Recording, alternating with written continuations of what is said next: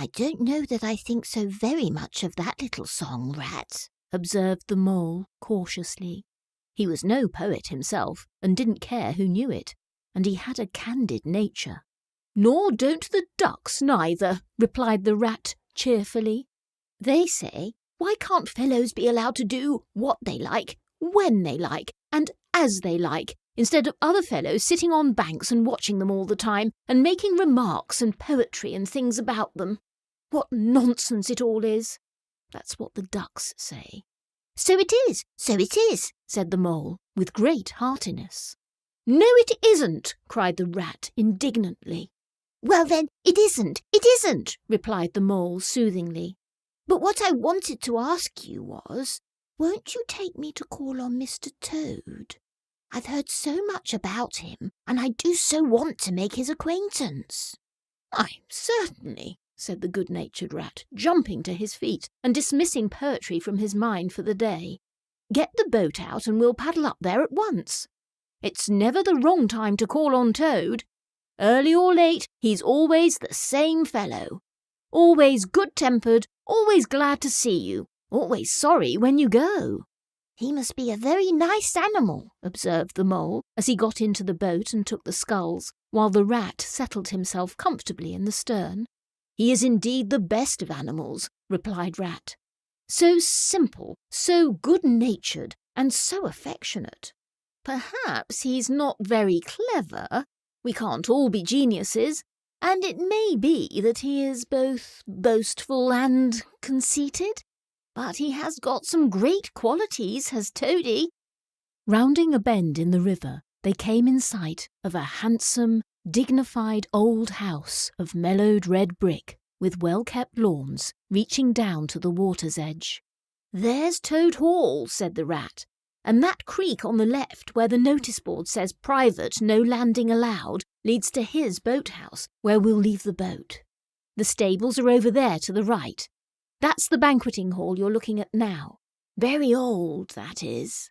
Toad is rather rich, you know, and this is really one of the nicest houses in these parts, though we never admit as much to Toad."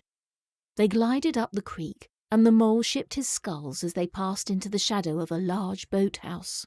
Here they saw many handsome boats, slung from the crossbeams or hauled up on a slip, but none in the water, and the place had an unused and a deserted air.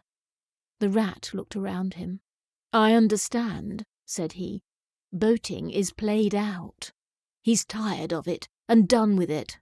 I wonder what new fad he has taken up now. Come along and let's look him up. We shall hear all about it quite soon enough."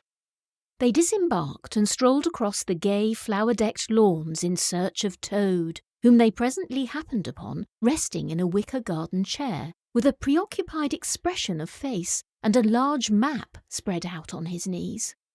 "Hooray!" he cried, jumping up on seeing them. "This is splendid!"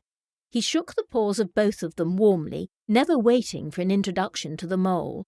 "How kind of you," he went on, dancing round them. "I was just going to send a boat down the river for you, Ratty, with strict orders that you were to be fetched up here at once, whatever you were doing. I want you badly, both of you. Now what will you take? Come inside and have something. You don't know how lucky it is you're turning up just now." "Let's sit quiet a bit, Toady," said the Rat, throwing himself into an easy chair, while the Mole took another by the side of him and made some civil remark about Toad's delightful residence. "Finest house on the whole river," cried Toad boisterously. "Or anywhere else, for that matter," he could not help adding. Here the Rat nudged the Mole. Unfortunately, the Toad saw him do it and turned very red. There was a moment's painful silence. Then Toad burst out laughing.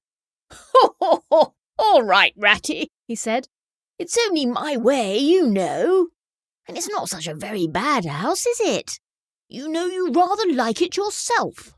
Now look here, let's be sensible. You are the very animals I wanted. You've got to help me. It's most important." "It's about your rowing, I suppose," said the Rat, with an innocent air. "You're getting on fairly well, though you splash a good bit still.